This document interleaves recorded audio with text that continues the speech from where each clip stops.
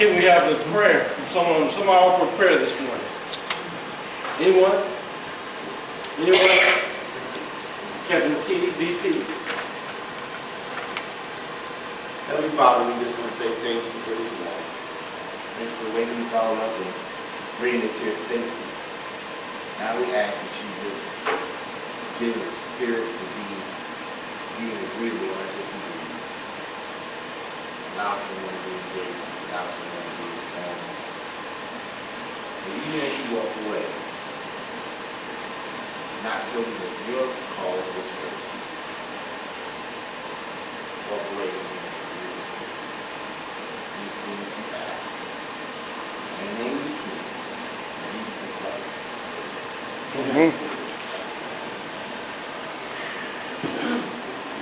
Everybody stop at the back table. There's information there. Just everybody gets some information on the back table, which does include the treasurer's report. Everybody have that? It doesn't have.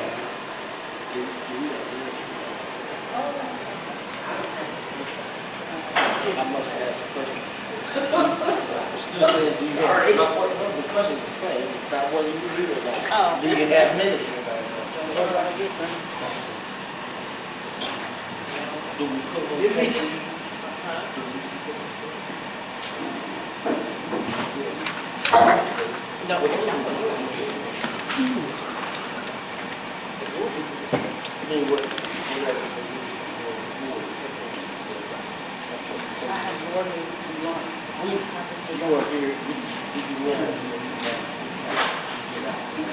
Okay, we don't have minutes from the last monthly meeting. I need a motion from the floor to have those meeting minutes read or reported out at the next available option, which would either be at the next monthly meeting or sometime when we provide that information. We put it on the line. Do I have that move? Tony Brown, do I have a second? I know, but I wasn't looking at you.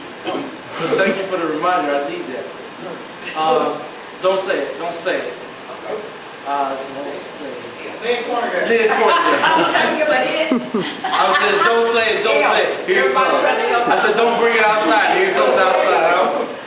Something about my communication is funky, man. I don't know what happened. Okay. Lynn Cornigan. All in favor said motion signify by saying aye. Aye. Those opposed, same sign. So what was that motion that we'll have those minutes from the last meeting?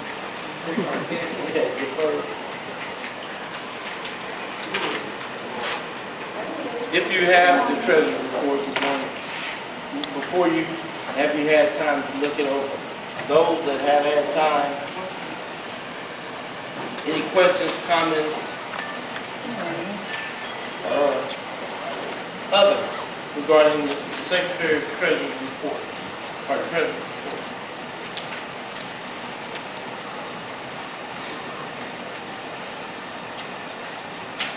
Asking once, twice, a third. I need a motion from the floor that says that the report is accepted as given. Do I have such a motion? Tony Brown. Do I have a second? Lynn Cornigan. That got me right. All in favor of said motion, please signify by saying aye. Aye. Those opposed, same sign, please. Motion is passed.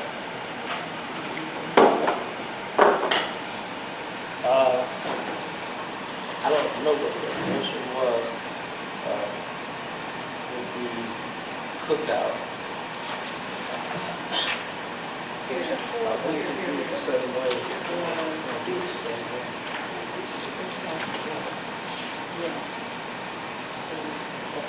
The executive board meeting, two proposals were put out there.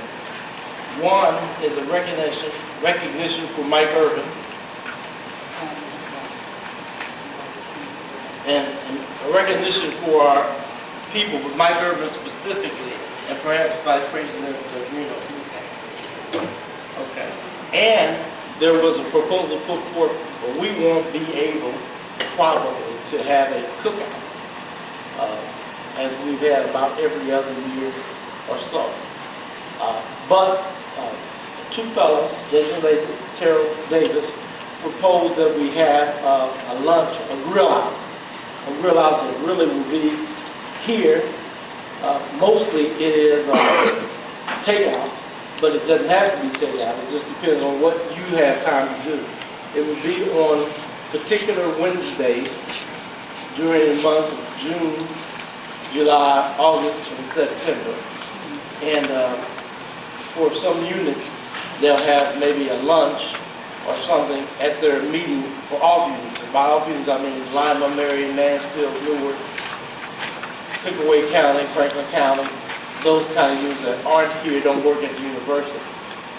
The proposal is to be like a time period of 11 to 2 during the day, and then 3 to 5.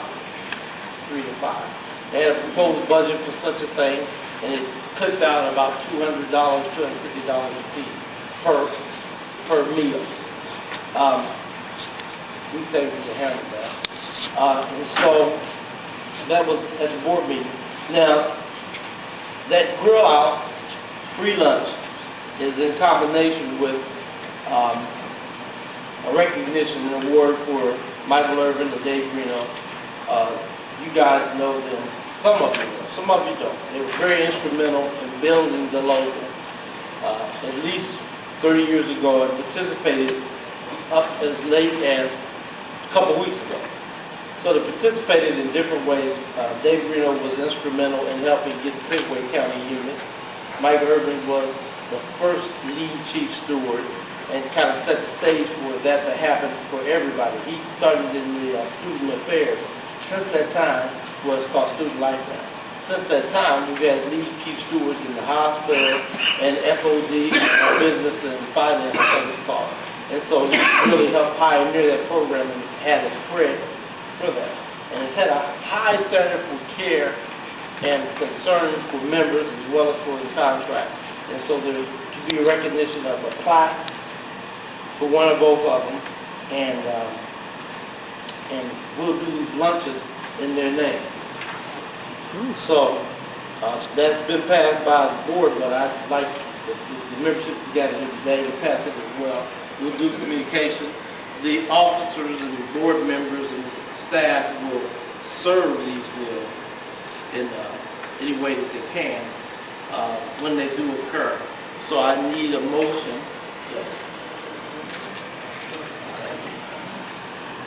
Well,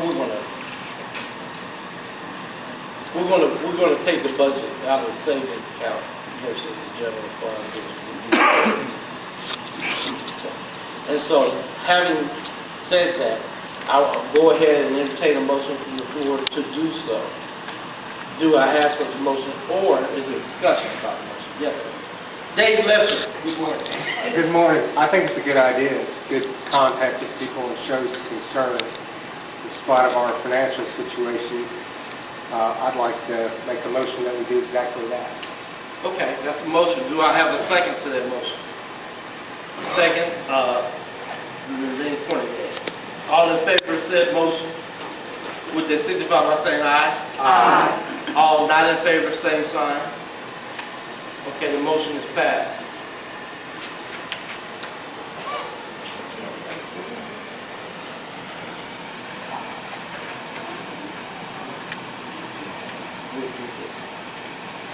Membership committee. You have a report, you either report at the board, Miracle. Membership committee. Report I have, we had a member that stood in for... Not a member. Go Not a ahead. member. A person that stood in to be a member, to have membership into the union. I brought it up that there will be a motion not to invite this person in to be a member. For one, he's a student worker. We don't have any students as part of our local. He's a part-time student worker in the library. There's no other members over there. His name is Jerry Joseph. He's our ex-president, and reason I thought he should not be a member, a lot of things went on in the past that left him a member in not good standing. We went into receivership after that. So that was my motion to the board, and the board actually passed the motion, so we're bringing the report to you guys. We don't have any other students in the union, and I understand he's our ex-president, but I don't think he has the right to be something that nobody else has the right to be. So that's basically my report. Question. Dave Lester. I mean, you're looking at me, you know, we've been looking at each other for a long time. I see a question in there somewhere. I know, I thought about this before. You see me sometimes, you call on me when I don't raise my hand. It is an issue I'm concerned about. I don't know about the student status. I'd love to see all the students in the union. But I think at this time, with our local and the state that we're in, infighting could kill us all. And I think the controversial way that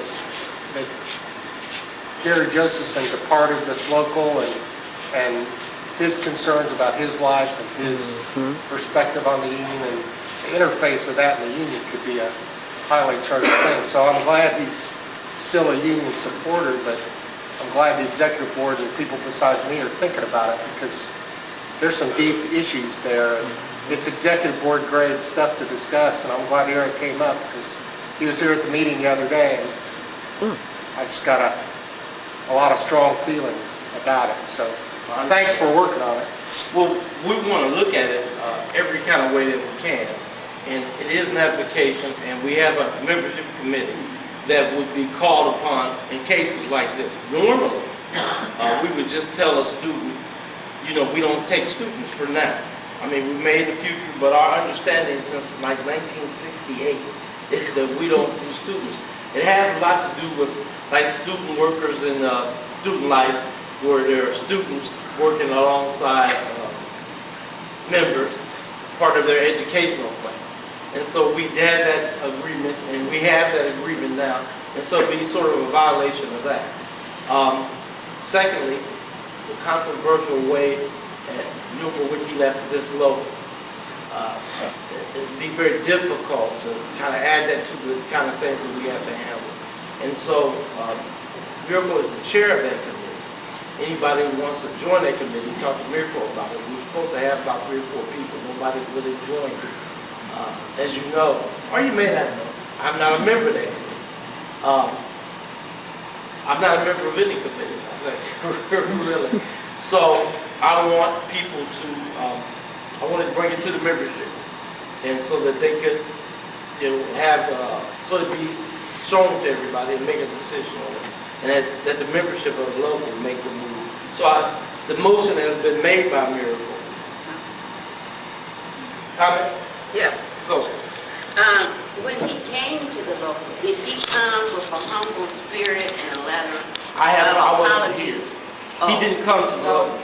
As a matter of fact, I'll tell you what he did. Well, you asked me, so let me tell you. What he did was tried to get the university to put him in the local. The university then came to me to tell me that he tried to get the university to take dues. I said to the university, it is our local. I don't care what your decision is. You can't just put somebody in our local. They have to fill out an application like everyone else. There's no exceptions to that. And so they kind of ignored it and kept talking. You know what I mean? So then when they found that their talk didn't really do any good, it wouldn't matter, then they finally referred him to us. Upon referring him to us, I said, you got to fill out an application like everybody else. You can't just, he wanted to just, I was here a long time ago, I wanted you to just start it like I never did, basically, or continue.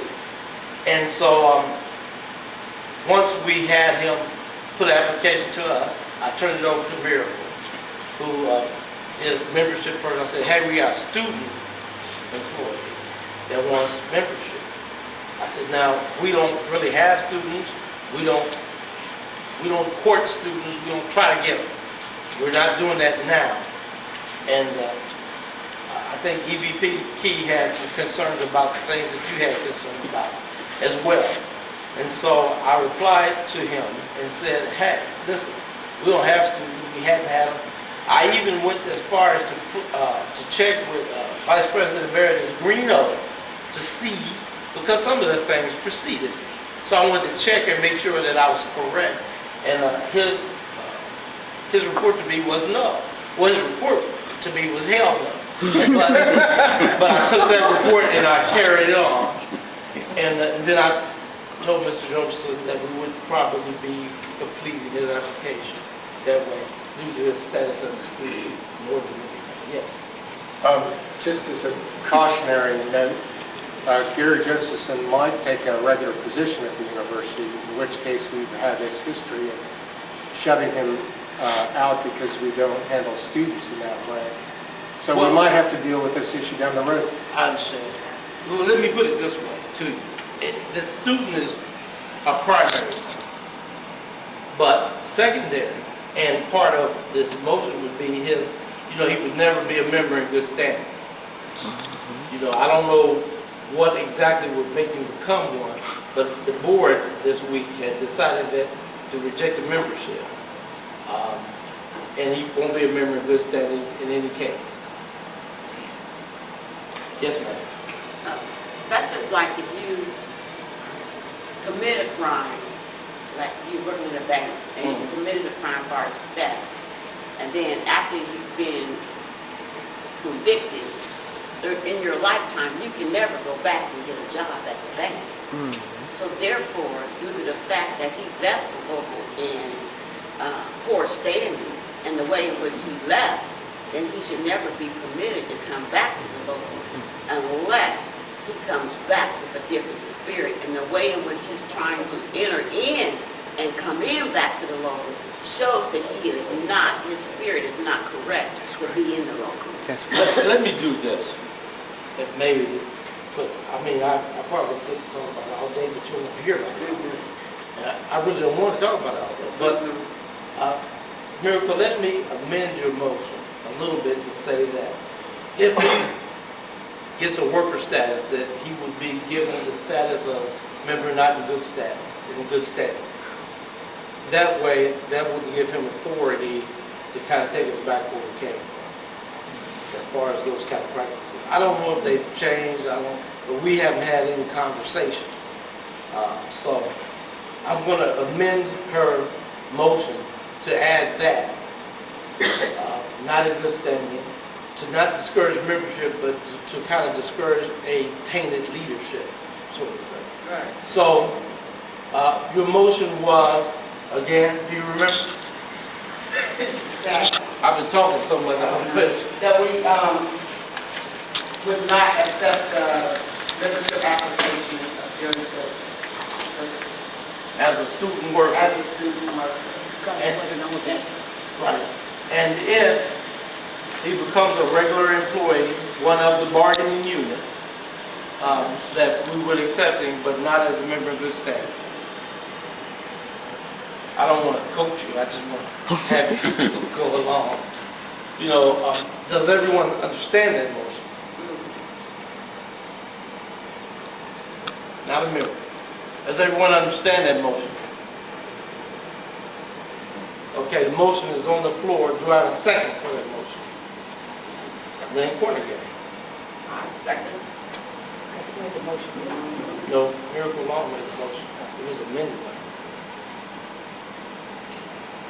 All in favor of said motion, signify by saying aye. Aye. All opposed to the same motion, signify the same way. The motion is passed.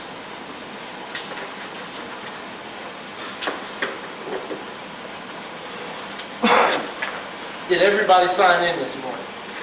Everybody sign in? I didn't look at the sign-in sheet, but it's supposed to have a section on it that talks about new addresses. So if you have a new address from a long time ago, there's no address, please fill that in if it's on there. If it's not on there, for space, please do it for communication purposes. It's not on there. It's not on Work there? area. What'd you say? Work area. Work area? Okay. Well, if you have a chance to do that, do that. If you don't get to do it now, we'll do it sometimes. try to update that. That doesn't help. Or if they have, then communication committee, email them. We talk to the communication chair. And provide their email address if you so desire. So that we can have that as a way of communication. Paper is sparse, or, if you have another email, we can get into that. So, trying to keep communication flowing the best I can. All right, press report, minutes, this summer. That's it. Okay. I'm back for this meeting. I want to be as informative as possible. We will provide lots of different kind of information. Grillers. We're just going to call them the grillers. I think the sponsors call it OSU Connect.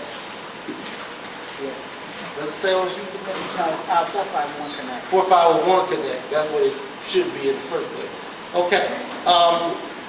One more proposal. It is now June. July, August, and September is the summer. I would like if there's a proposal from the floor, not to have July, August, and September meetings. However, we will have those grillers instead, and we will have information and officers there for long conversations, short conversations, whatever. And so, do I have it? The executive board passed it. I'm bringing it to the membership as well to see if the membership will pass it.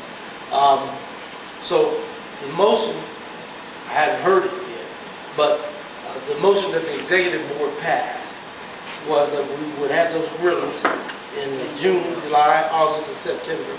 September, because Labor Day usually is the weekend around when we usually have our regular meeting, but we're still going to have those information sessions. I have a petition I'd like you guys to sign for the Voter Bill of Rights. It seems like there was another petition, but we can have information on right to work, or so-called right to work. The communications, we putting out hot cards about that in different areas of your work life that it will affect if it goes into effect. You got to share with your friends and neighbors. It's the same as SB 5. Hopefully we'll get a groundswell of support from all the unions and all the kind of public workers for that. But really it's to initiate the plan. The plan is to get rid of public workers that are organized. Before public workers were organized, it was very much corporatized, There was no real civil service rules. Managers, supervisors could fire you. You had no real rights. You didn't have real kind of consistent payment.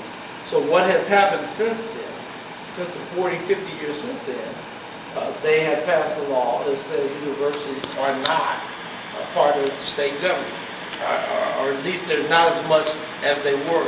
Used to be supported by the state government. Now it's assisted by the state government. So they pull some of that funding, they change the designation, and the university can make its own rules. Right now, we still have a little bit of not that kind of thing for places like the Secretary of State's office, for Pickaway County, for Franklin County units that we do have. But for universities, we've been separated enough that they make their own rules. The term is promulgate their own rules, or civil service laws. And so we have to fight back against that. It's global. It's not isolated. I wish, in a way, it was just us, and then we could fight it, but it's a global kind of social change thing where workers become the villains in American society, where public workers become sort of the villain to the economy. You know, sucking up the money that people could have otherwise. But there is that 1% or 2% that don't want you to have it, period. Don't want to spend it on you, want you to work for nothing. And it's very real and it's very close and we're right in the middle of it. And so those things exist as well. So we want to educate you on it and educate you to your voting rights. We have two of our officers top voting officials in the state. Part of that Voters Bill of Rights petition is to not close down polls early, not make it harder to vote instead of making it easier to vote, and having lots of votes to really talk about what the rest of us in the 98% really want to happen to our community and in our state. So that's why it's important, and that's why it's important to start behaving as if it changed the rest of your life, the rest of your children's life, the rest of your grandchildren's life, and having a work that has a workforce across the country that has some say in what's going on. How many people have seen the movie RoboCop? The first one or the second one, or any of them?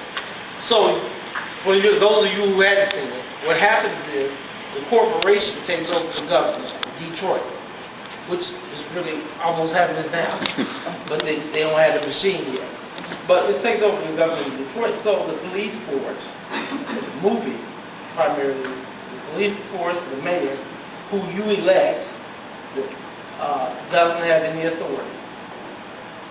And so the company runs Detroit. And then private companies run the jails, so they get the money from putting people in jail instead of lifting people out of poverty. They get the money from putting people, having heads in the bed, instead of supporting like college tuition, job training, and those kind of things. That's a movie, but it is real. You're in a cinema. You might as well say these are theater seats. You're watching it, and it's happening to you. It's extremely real. We should have more people here thinking about that, doing about that. And we're going to look for ways to make that happen. Because regardless of how we do the economy of the local, that is real, it stays there. We have to change it as agents of change. So we're going to do that with your help. Our part is to educate you and activate you, go to do a rally. These people will help, especially for voter registration, voter education. It has to be nonpartisan. But I want you to be very partisan, extremely partisan. Everything that you do that some people might think is a luxury, if you want the opportunity for yourself, your children, your grandchildren, your cousins, loved ones, and such, to have that, you got to start to be partisan about securing your way of life. Because they don't really want you to have it, and it has existed before. It's existed before in this country where only the rich drink tea. Where only the rich get on a plane. Only the rich take a cruise. Only the rich take a vacation. Only the rich own a car. And let me change that, as I often have to. Let's not say the rich. Let's say wealthy. The wealthy. It's happened before. It can happen again. Those who do not know their history are doomed to repeat it. You can't repeat it. And you can't sit by idle. So we have to be active in that fight that says we are fighting for the dignity of the four-letter word WRK. There's dignity in that everywhere you look. You're not lower socially. You may be a little higher. Because you work, you sweat, you earn. What you give to your children, what you give to your family, you earn it. Wasn't given to you. Wasn't ever given to you. And thank God for philanthropy. We love it. It happens. It's a moral issue. But it is also a moral issue for your legislature, here and everywhere, to try to just beat down on you economically. You have a right to have a job that you earn money in, that you get to say how I'm going to work this job, where you get to be safe. You have a right for that. Others have fought for it, even you guys have fought for it. In fighting for SB 5 is you fighting for it. So now you become a part of that army. We don't have to talk about what our forefathers did, what people did before us. We did that. and you can do it again. And you gotta do the so-called right to work, and frankly, we gotta do it to OSU. Because they're part of that sort of culture that says we just own you. Nobody owns you as an individual, and they certainly don't own us as a group. And the group is called working people. Some people like to use the term middle class. Who cares about that? You're working. You're working class people. And that's how it happens. So we're going to go to that, for that, push that agenda as hard as we can. Every way that we can. I just hope that you guys help in as much as spreading it sideways, up and down, so that you can surround yourself in something that is partisan about your well-being, because the retirement can be affected. We know that the retirement has been affected in the private industry, where they have those funds that they bankrupt and giving the CEO, $2 billion to think about how wonderful life is, while the people who have worked 40 hours, 60 hours a week have to think about how I eat tomorrow. That is an inequity. No one here should be willing to put up with that. Even if it's forced upon you to some degree. I read something from Dave Lesher that talked about inevitability, the inevitability of something. To hell with inevitability, that don't mean you just got to lay down. You still fight it. You get your niche out of inevitability. What makes you human, what makes you happy, what pushes your family forward, you have to fight it. So we're going to do that.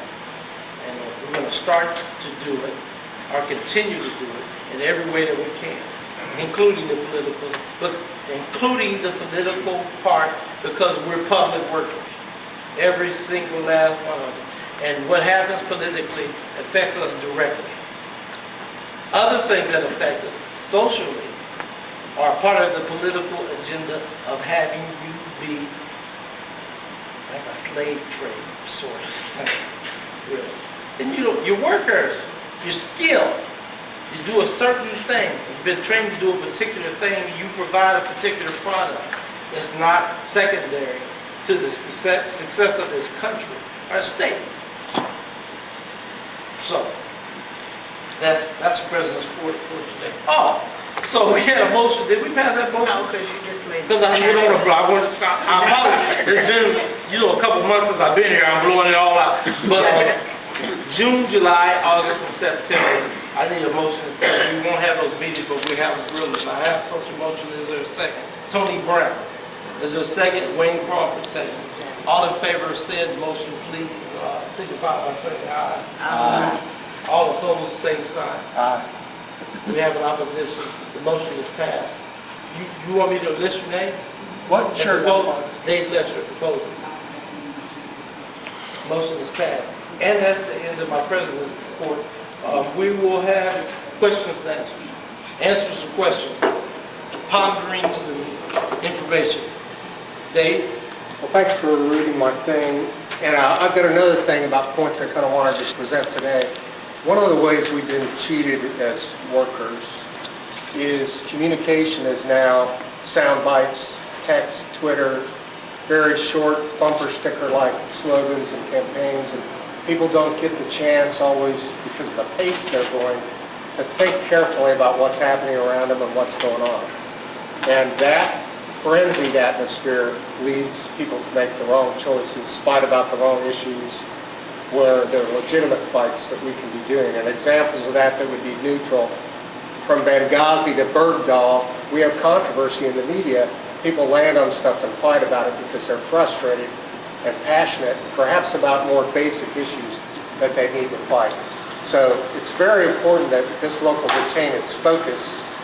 And back in November, I think, when we all, or the majority of us, signed our right to work, so-called right to work opposition pledges, I mentioned that we need to keep our own local situation intact as well. Because even though we've all participated in political campaigns and SB 5 petition signing and whatnot, legislative efforts to get people elected, The employer has an offensive here that's not global at all. They're after us. And they do things to the local that the local needs to respond to. And in fact, our union hall, if we do the right communication, should be packed. Our contract's up in about a year. We'll start negotiating prior to that. If our issues aren't clear, right to work will be a toxic dart if everybody's focused at the national level, or the Benghazi level, or the bird dog level, whatever the guy's name is.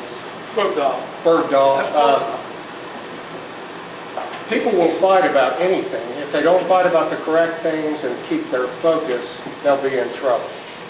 So there are things we need to be focused on. Sheila and Lolita's name was on a thing that still hasn't been passed out about the right to work. And I've seen 4-paragraph and 5-paragraph summaries of the right to work issue. The issue that was just passed out of the locals paper has a great summary of the issue. We need that same kind of summary for our local issues and what we want to deal locally with the university on that we can do as a local union based on our experience with the university. And to report on part of that experience, OSU Stores area has purchased another tracking system. They say it's for packages, but it's for people. And they believe by collecting data and following business concepts that their contribution to the university as data collectors would be to drive us, or to drive the operation towards bigger success. And I believe they're violating the contract in doing that, both in changing the mission of the university. It's now to make supervisory extras they've hired look good. They've hired temporaries and worked them for extended periods of time that I think indicate the need to post and fill jobs. They're violating our contract with impunity, and I think we've got to make that case, if not in the grievance process, at contract time. Safety's out the window. Our benefits are a problem, and I brought this to pass around if I could get it back. This is a bill for my annual physical for labs. The amount is $1,437. As you know, our preventative care is, the boast is that our preventative care is covered. I've sent the links that are relevant, and HR has talked to me about to the whole here. I know everybody's got them if people want to follow up and have the links. But we need a policy statement as to what health care is covered as preventative and what is not. Their links page provides a short list, but there's more to it than that. And I've talked to many doctors and people handling the accounting side of things that indicate our contract needs work. Safety policy in the workplace needs work. There are areas of our contract that could be summed up, as I proposed back in November, as well as the right to work issue covers, and maybe the pitch, referring to one of my other emails, could be right to work in a union. We have the right to be covered by a contract that's enforceable with decent language that the employees here respect, and we need to march towards that as soldiers and advocates for our own cause because of the way the university acts. That much is not global. These are issues that affect everybody. Another one I brought up is they're trying to get the delivery workers to sweep. They're taking off little spaces on the floors to put the skids in, and they're getting OCD about micromanagement, which has kind of become an issue at stores. It's top-heavy. They invited me to the rollout meeting on this new logic system that they purchased, which I've been told doesn't cost as much as the last one they purchased. But the last one was no good, right? The last one failed. So, but if they pose and make their proposal, we're going to be like Amazon, we're going to be like Walmart, we're going to be like UPS, they can keep their jobs and their top pay as managers, and the reason they can is because it seems like they're driving the workforce. I would say it's a corrupt situation. They're incompetent in many cases. They don't know what's going on, and I could give lots of examples. I try to memorialize stuff and send it to the hall in email. Management will not email because they know that's retrievable information that's sometimes actionable. So there are communication problems. The local, small as it is, can fill those gaps, organize members, and have a great march towards our next contract where our language needs beefed up and employees need looked out for. We probably need a bring aboard policy under Article 14, it says within a certain amount of time, if temporaries have been here, an opening will be posted. Because our current language says when management decides to fill an opening. Well, if you're training people on the forklift and they work for a couple of years, those are indications that you have a regular spot that's open. The community needs those jobs. If the university won't line up with us, we could line up community members, churches, whoever, and get the working everyday issues resolved here at Ohio State, and push right to work at the same time. Because if the community knows what this union does and what we're up against, that's our best chance to sell, get rid of right to work. One more thing, they may not call it right to work. I don't think it's on the ballot now. But somebody made the point on the news this morning. Do you trust Governor Kasich to not put something like that on the ballot if you re-elect him? I mean, Ed Fitzgerald is the alternative, and I understand from the flyer he's an ex-FBI agent. I don't know if I can quite deal with that, being a 60th generation guy. But the question is, do you trust John Kasich to not put something on the ballot like right to work that's going to be an attempt to undercut union power and working class issues pursued in the workplace? We can't afford it as a local, so anyway, I'm going to hand this forward so people have a longer-winded version of it. And I'll pass this bill around as well. If people want to look at it, I'd like it back. Our healthcare providers send bills that you aren't responsible to pay, but they look like actual bills, and you got to think carefully about whether you should pay or not. In this particular case, all they have to do is not turn in your insurance number, and the lab will send you the bill, and it looks like a bill you should pay. If you pay it, the insurance company will never know, your doctor will never know. So it could be a situation where they're fishing for money they don't rightly have coming. So I've run into this before, and as I say, turning 60, I have lots of tests and procedures. My bills are just through the roof. So that healthcare is definitely an issue, and I could go on and on, but I won't. But thanks. Well, let me ask you a question. Thank you, Jay. How many of you, by show of hands, have looked at our meetings on YouTube, on the computer? You have Lee Paul, Wayne, you have Lenore, okay. You have Tony, okay. I mean, it's there so that if you want to really look and kind of retrospect on some of the issues that have been brought up, like for instance David brought up, you have an opportunity to look at that, look back on it, and see those kind of things. I just thought about that because I'm going to have to listen to it again, you know, to get really the cream out of it. But I appreciate that you give me it. I wanted to say that there's a wider audience than the people who are here, although it's important that we have people come to get the information and glean from it. But there is a wider audience, and part of the communication, part of what the communication team has done is to make sure that that's up on the web. I think we have Facebook as a way to kind of social media, that kind of thing, but these meetings are important because they're important to have the back and forth that we have sometimes. You might have a particular question that you can't wait for a computer answer to, or a computer response to.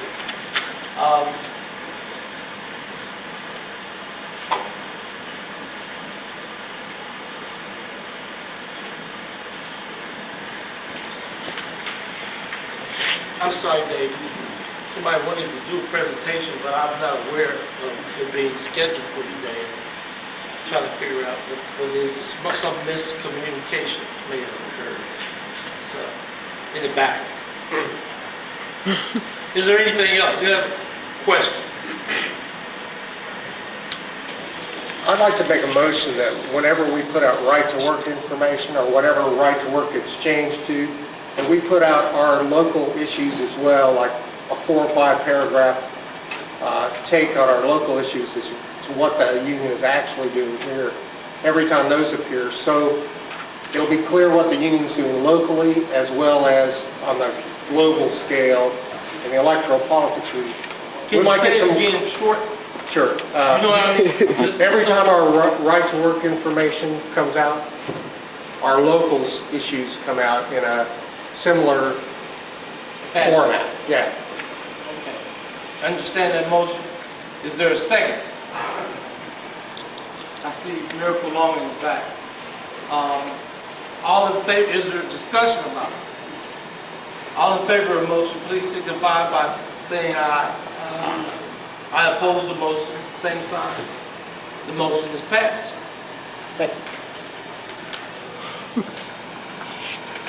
I will entertain a motion to conclude. If there is one. Tony Brown.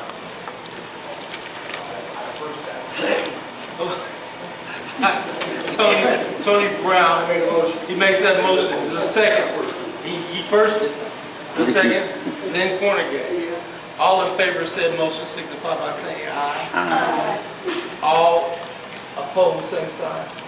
The motion is passed. We'll have the drawing first, and then we're adjourned. Thank you.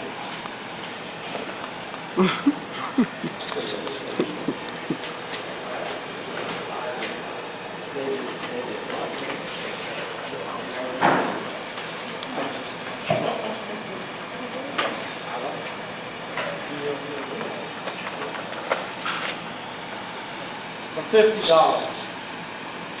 First, I'll read the whole number. 390628. Is that you, William? All right. William what?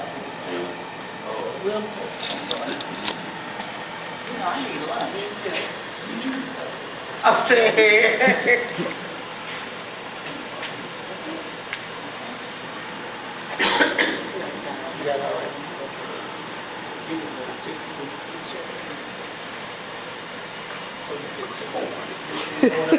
You want to take the scoring?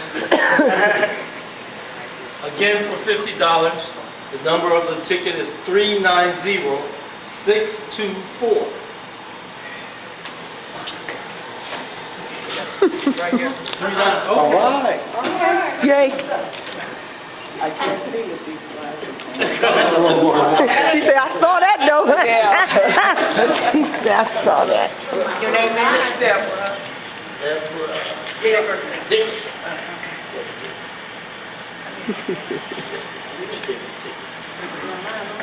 Can I retake it? I'm sorry.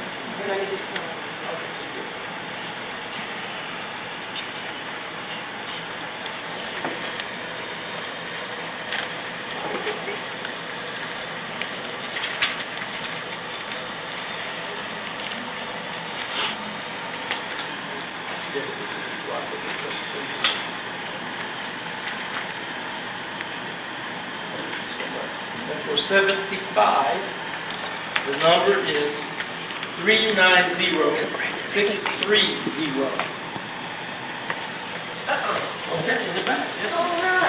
Yes. Who had it? You had Come on. Come on up. Okay, all you winners need to take me to lunch. See, since I know you can afford a healthy lunch. Jim. Very healthy. I gotta write it on the check. Make sure you cash it. James. Joke about the last name. I'm a lost department. Man, don't worry about it. That's your name. Yeah. As a matter of fact, make them pronounce it right, too. Class 7. We stand adjourned.